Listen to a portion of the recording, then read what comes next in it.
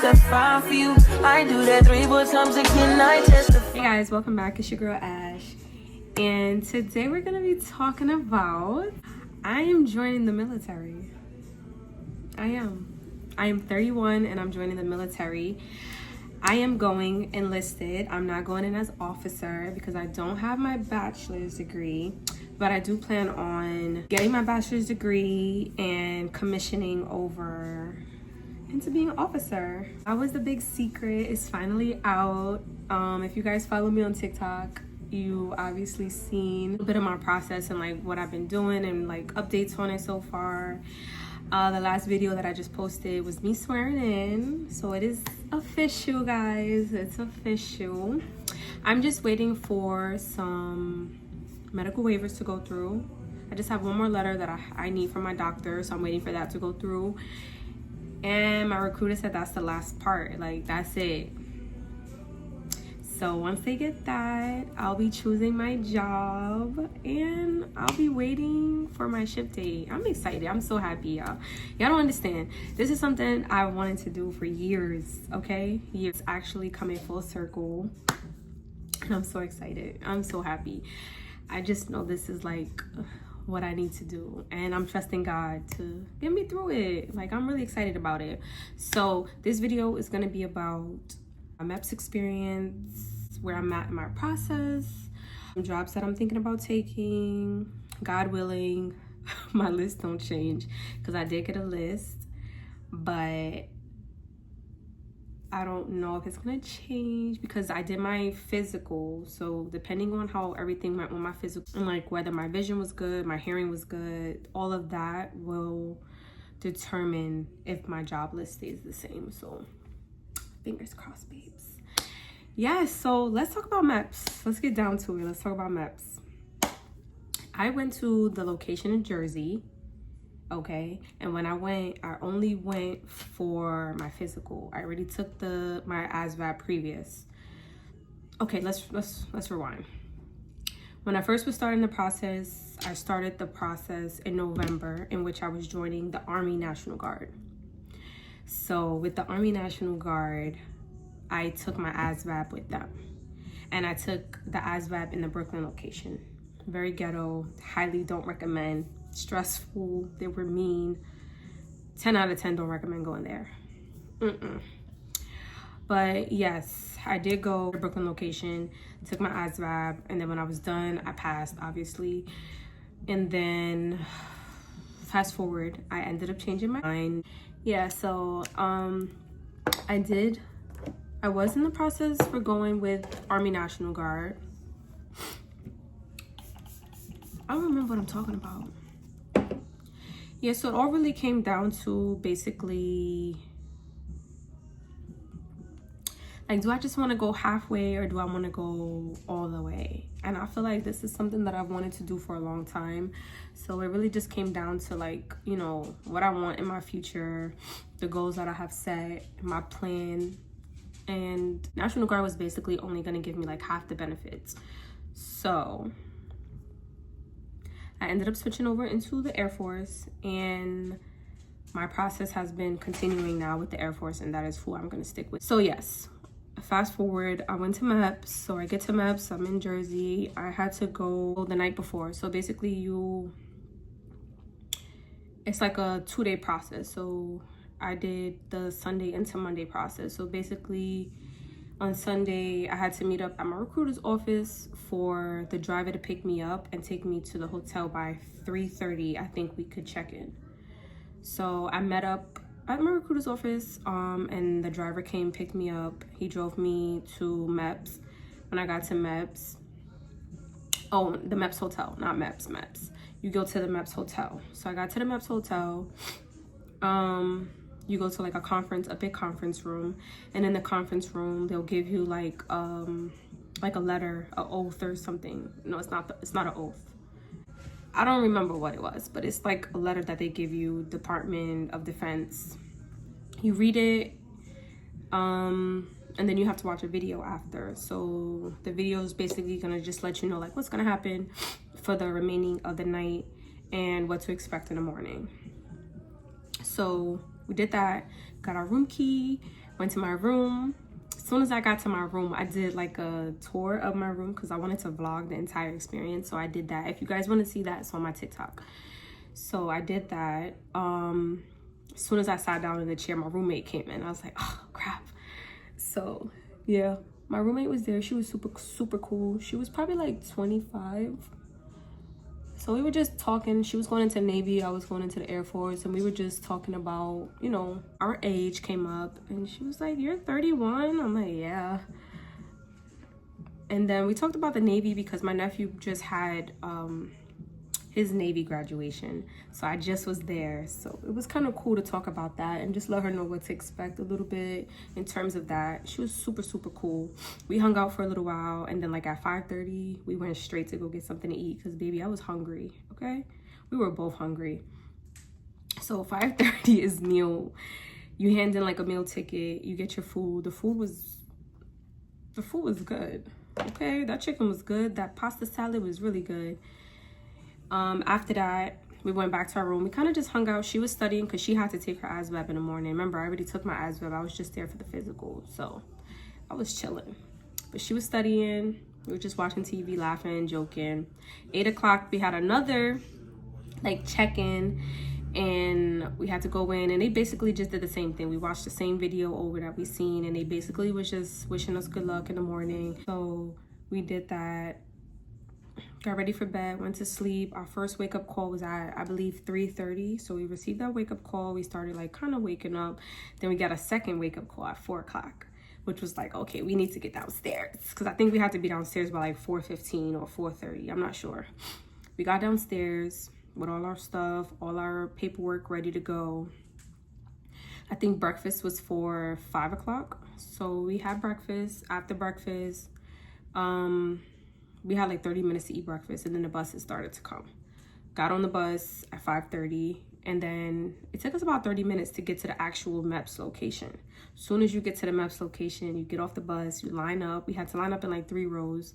We lined up, and they're basically just gonna tell us like before we even go in what to expect, what we're doing, stuff like that. So yes, so we did that.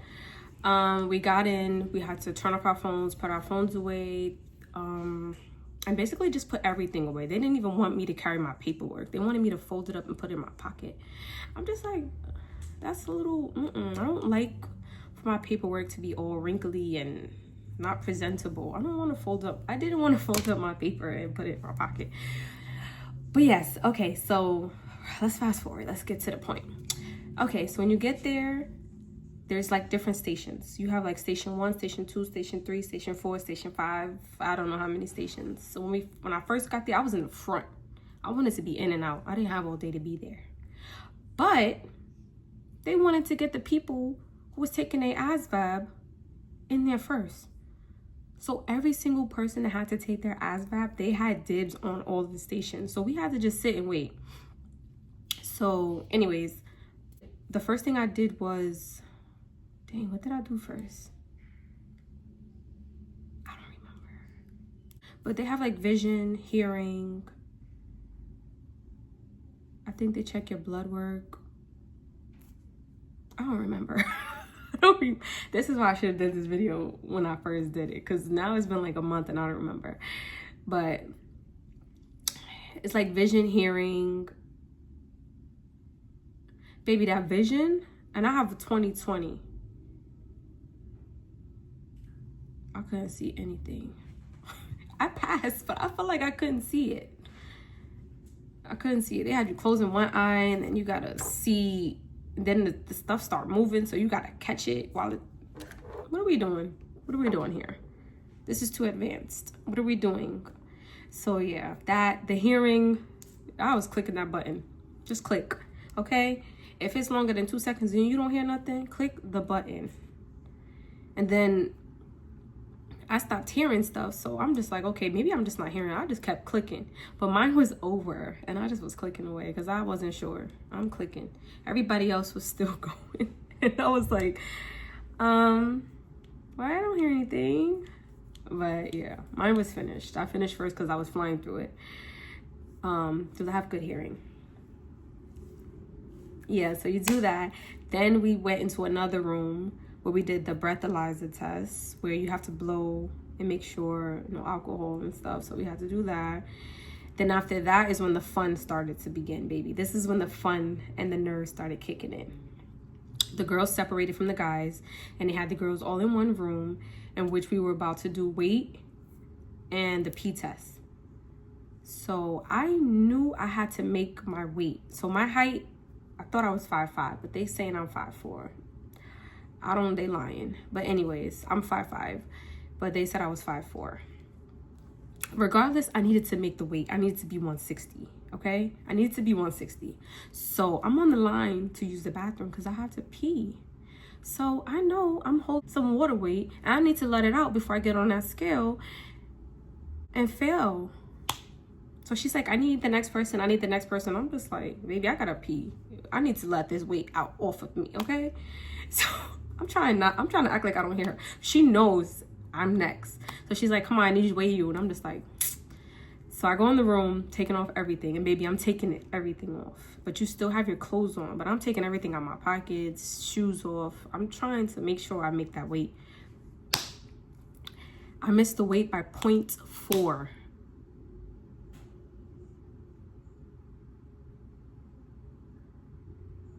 They deemed me overweight by 0.4.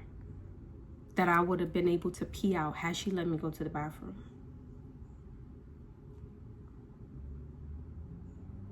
So once you don't make the weight, they tape you. So, you know all, yeah, all right, let me not say that. Anyways,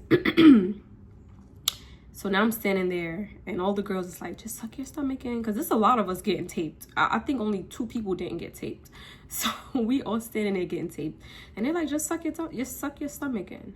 I'm squeezing and sucking and pulling and tucking. Anyways, so she writes my measurements down. Now I'm on the line to use the bathroom. Nobody tells me that we have to pee in front of everybody. I thought we just had to pee in front of the doctor. I go inside and there's girls sitting on the chairs facing the toilet that I have to pee in now. I don't care though, because I had to pee, baby. I dropped those drawers and peed in that cup. I dropped them drawers and I peed in my cup. I just pulled my panties down and went to work, baby. I had to pee and I almost peed over the cup. I had to go. I don't really care. It was awkward, but it was just like, I'm never going to see these people again, ever. Half of them is going Army. None of them is going Air Force. I'm never going to see these kids again. These girls again. So, I don't care. I peed, did what I had to do. Then I sat in the chair. My roommate, my poor roommate, she couldn't pee. She couldn't pee. She ended up doing it, but she could not pee. And I'm just like, oh my God, just go. Like, stop being nervous and just pee. Like, just pee. Because, like, where we're sitting there and the girls is peeing in front of us, we're all looking like, we're trying to turn our heads and look at our fingers, like, fidgeting. Because this is awkward. We're not looking at nobody while they're peeing. We're literally doing everything else but looking. Anyways, you carry a cup. And then we just, like, keep, like, sliding until we get closer to a window. And then when you get to the window, you give them your cup. You initial everything. And they give you a gown, and then they tell you to go into the next room, the same room that they weighed us. We go back into that room, and they have like curtains for like different stalls. You step into a curtain, dress, get butt naked, and you put on a gown. We were able to keep our socks on because the room was freezing, so we were able to keep our socks on, and we just sat there and waited for our doctors to call us. I probably waited like 30 minutes. Doctor calls me. I'm shaking because I'm just like, what is this lady about to find on my record? Because, baby, I said no to everything. I don't have time for that. Tell me what you find. I'm not finna tell y'all everything. And they didn't find nothing. They ain't find nothing. They found... I'm not going to talk about that here. That's private, but something stupid. Let's just say that. Something stupid. Yeah, so we go through it. I did my duck walk. Let me tell you about the duck walk. My teeth look so white. Okay, anyway, so I do the duck walk. Look up the duck walk so you can laugh. I did the duck walk and I stumble. I don't have balance for that, baby. I don't have the balance to do that. I stumbled and I was like, oh my God, I'm so sorry. Like, can I start over? And she's like, no, like, that just shows, I don't know, like coordination or something. And I was like, okay. Because I heard, like, if you stumble or if you fall, they could fail you out or they could, like, disqualify you or something like that. So I was panicking. And then, like, when I went down to do it, my knees cracked. And I don't think your knees is supposed to crack. Like, I think that's something else that they look at or something. So I was like, baby, I'm 31. Give me some grace, please. But she didn't care. She was so cool. She was so nice to me. We did that. She checked my ears. She checked my throat. What else? Oh, yeah. She checked the front and she checked the back. So she just has you lay over and she'll have you hold up a butt cheek and she'll look at it. And then you'll do like I forgot how they check the front, like a butterfly position. She'll just lift your gown and just peek and say, okay, you're good to go. Close your stuff up. Yeah, but it wasn't awkward. I feel like if you go to a gynecologist, it's the same thing. It wasn't nothing out of the ordinary. I don't know why people make it seem like it's so... If you go to the doctor regularly, then it was normal. I didn't feel scared or nervous. I was more nervous about the duck walk, honestly. That was the thing that was making me most nervous, was that duck walk. But you literally... I must have did like 4 steps, and then she was like, okay, turn around and come back. And when I went to turn around, that's when I stumbled, and then I just came back, and that was it. And then after that, she just told me I needed to get a medical waiver. She told me I failed. She told me I failed. She said it in a way that she didn't say it, but she basically said I didn't qualify. So anyways, I went to my recruiters and I was like, hey, my doctor said, you know, I don't really qualify. He was like, girl, go get a waiver for that. You can get a waiver. I signed for the waiver right then and there. He was like, don't worry about that. That's not up to her. That's up to the Air Force if we choose to take you or not. And if you can get the waiver cleared, you're good to go. Don't worry about that. So I was like, all right, we good. And then from the rest of that, oh yeah, we got our blood drawn. I think that was the last step. We got our blood taken. And that was really much it. After that, it was just a waiting game. We just sat around waiting. Oh, they did order us food. They did, because we were starving. Mind you, we've been up since 3:30 and we ate at like 5 o'clock. So I think we didn't eat till probably like 1 o'clock. So they had us go upstairs to the 3rd floor to eat. And then they had me come back down, and I had to sit in the room because I was swearing in that day also. So I had to sit in the room and wait for the swear in. Oh, wait, I skipped the part. I had to go and sign like a contract, basically. My contract, I signed a contract, a 4-year contract. It's not a real contract. It's just basically like it's basically like a placeholder for a contract, for your contract. It's not the real contract, because on that contract, it had me down as an E1, and baby, I'm an E3. Okay? I didn't go to college for nothing. Mine should say E3. So we spoke about that, and he was like, don't worry about it. This is not the real one. It better not be, baby. But I signed it. I hope it's not. No, I'm just kidding. I did sign it, but I spoke to a few people before I signed it, because I don't play that. But it's not the real one. They fixed it in the system so that when I do sign my real contract, and he told me, he said, make sure when you sign that next contract, it says E3. Okay? And I was like, oh, baby, I'm not going in if it don't say E3. I'm not going in. I ain't going in. But yeah, so we did that, and then I went back to the room, and I was just waiting to swear in. And I don't think I swore in till probably like 3:30, 4 o'clock. I swore in, and I'm gonna insert the video so you guys can see me swear in. I was looking rough, so don't do that, okay? Don't do that. I looked rough. I was tired, I was stressed, and I had a long day. So be nice. I state your name. I, solemnly swear solemnly swear that I will support and defend the Constitution of the United States against all enemies. But yes, we did that. I swore in. But it's not the real one, guys. I have to go again. So, okay, so now that that's all done, you guys heard about MEPS. I'm gonna tell you where I'm at right now. So right now, I'm just waiting for a letter from my doctor so that they can push my package in. That's the last document that I need to complete my waiver. And I just have to wait for the Surgeon General to clear me and approve me. And then I'll meet up with my recruiter and I'll pick a job. I'm gonna tell you the jobs that I'm thinking about. I'm just gonna do that. My number one pick is operation management. I want that one. But my recruiter has stated that there's a lot of people ahead of me who only can qualify for that job due to like citizenship and stuff like that. And that's usually the job that they give them. So they might give them the job before me. Anything medical. Anything, any type of medical or admin job. And I might consider security forces. I might consider it. I have a background in law enforcement, so that's why.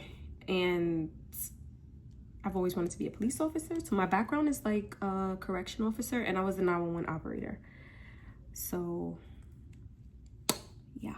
And I always wanted to be a police. So yeah. And now we're kind of just waiting right now. We're just waiting for the next steps. I'm waiting for this letter to come from my doctor who's taking forever. And then I can continue the process. And then I'm just going to keep you guys updated and just let you know like what's going on with job. I decided to pick like the list of jobs because like I stated before, it's not a guarantee of the list that he sent me that the same jobs will be there when I go to do my job list. But hopefully it is. Okay, so I kind of been telling my family about it. They really found out because I posted the TikTok video, so my cousins seen that and now they kind of know. I was speaking to them about it, but I didn't really like say how serious I was. But now it's just like she swore in. Oh my god, she swore in. I'm like, yeah guys, I kind of did. Shout out to my niece Brianna. That's my baby girl. That's my baby. I'm gonna miss her when I leave.